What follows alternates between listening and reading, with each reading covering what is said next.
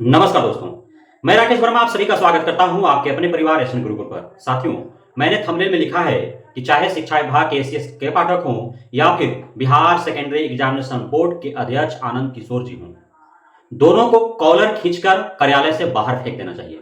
आखिर मेरा ऐसा कहने का मकसद क्या है और क्यों ऐसा कहना पड़ रहा है? हालांकि यह बोल विवादित है, लेकिन बोलना क्यों पड़ रहा है? और नैतिकता के आधार पर मुझे आला अधिकारियों के लिए इस प्रकार की बातें नहीं करनी चाहिए, लेकिन कुछ मजबूरियां होती है कि ऐसी बातें करनी पड़ती है।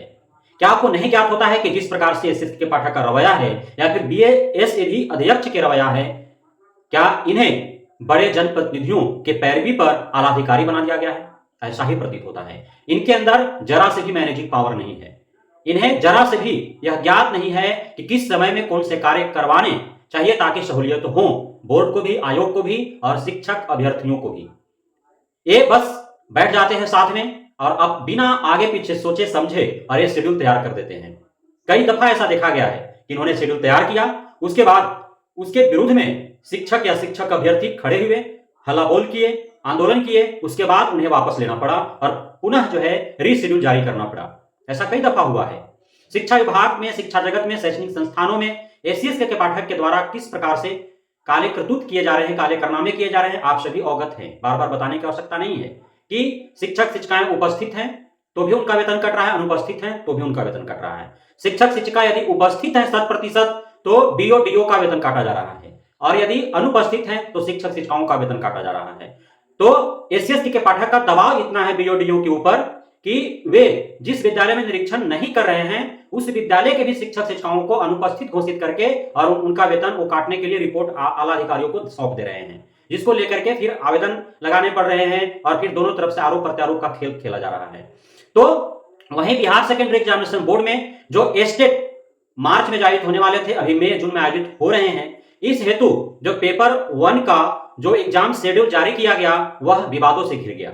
साथियों, आप सभी को ज्ञात होना चाहिए कि पूरे भारतवर्ष में चुनावी महापर्व चल रहे हैं और 18 मई से 29 मई तक जो एग्जाम शेड्यूल जारी किया गया है स्टेट पेपर 1 का, उसी दरमियान 2 चरण के चुनाव होने हैं। 20 मई को 5वां चरण है और 25 मई को 6ठा चरण है।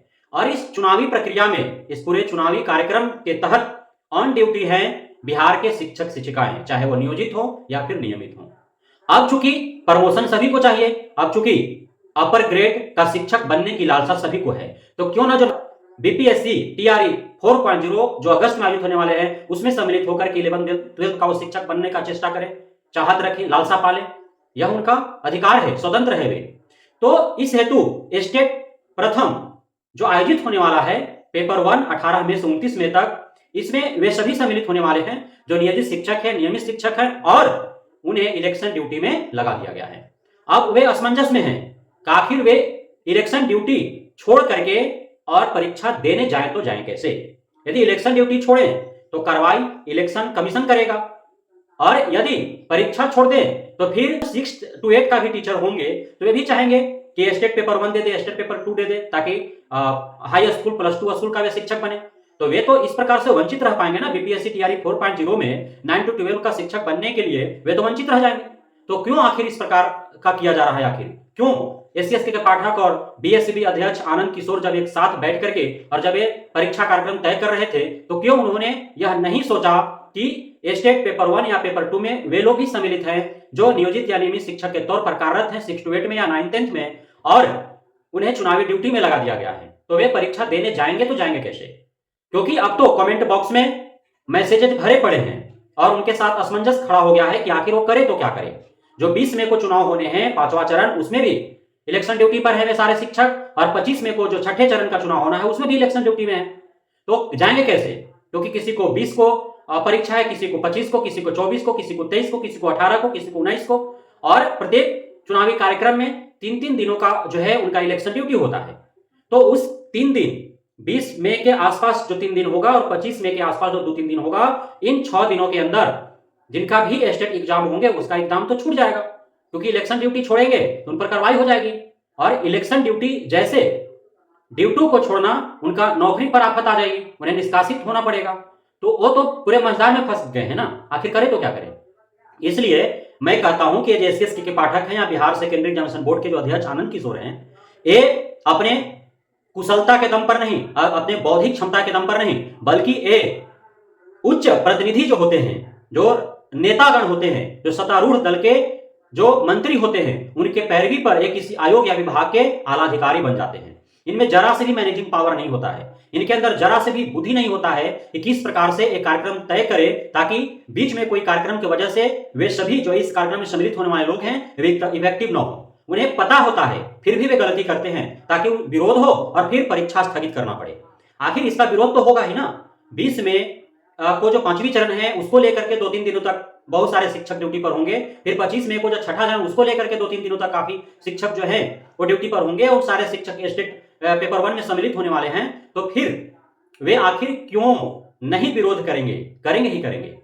तो इस प्रकार जो है विरोध होगा और पुनः इसे स्थगित कर दिया जाएगा, और स्थगित होगा तो पुनः जो है इलेक्शन ड्यूटी के बाद होंगे, इलेक्शन के बाद होंगे।